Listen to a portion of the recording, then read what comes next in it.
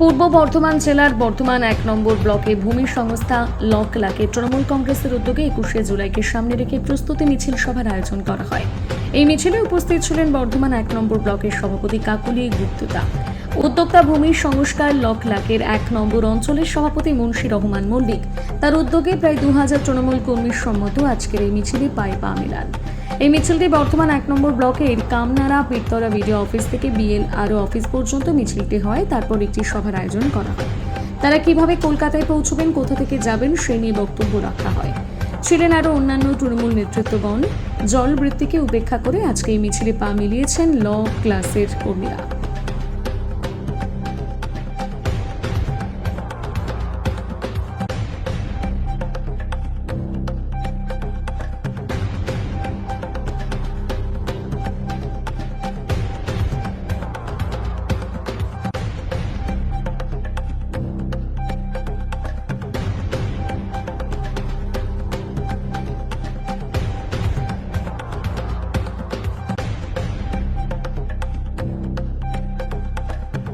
আজকে আমাদের বিডিও অফিসের এখানে বিএলআরও অফিসের যে ল ক্লার্ক আছে তাদের উদ্যোগে আজকে তাদের সংস্থা থেকে এই মিছিল বেরিয়েছে।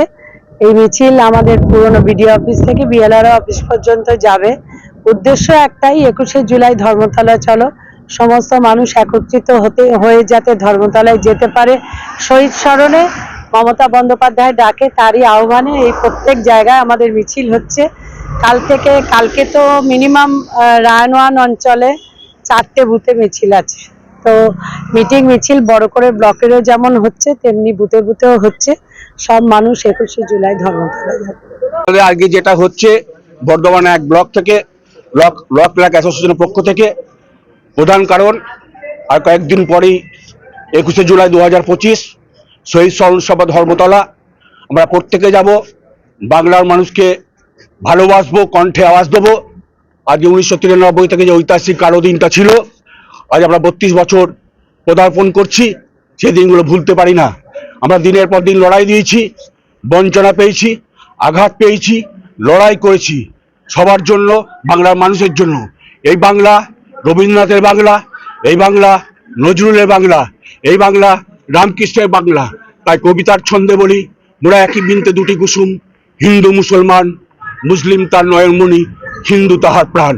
রবীন্দ্রনাথ আর নজরুল আমাদের দুটো হৃৎপিণ্ড। সেখানে ভাগ করতে আসছে কেন্দ্রীয় সরকার, যাদের এক কথায় বলবো নন বেঙ্গলি হয়ে বাংলাকে দ্বিখণ্ড করতে আসছে। বাংলাকে ভাগ করবে, বাংলা ভাষাকে কেড়ে নেবে। বাংলায় জন্মেছেন গুরু নানক, আমাদের রামকৃষ্ণ বলেছি, বামা খেপা, বিভিন্ন মৌলবাদীও জন্মেছেন, যারা মৌলবাদী হয়েছেন, ঋষি হয়েছেন, হিন্দুদের ঋষি বা মুসলিমদের মৌলবাদী, তারা অনেক, তাদের কাহিনী আছে। রামমোহন আছে, বিদ্যাসাগর আছে, কত বলবো। বাংলার ইতিহাস সারা পৃথিবী জুড়ে, আকাশ জুড়ে আছে। সেই জন্য আমাদের লড়াই মূলত দুটো কারণ।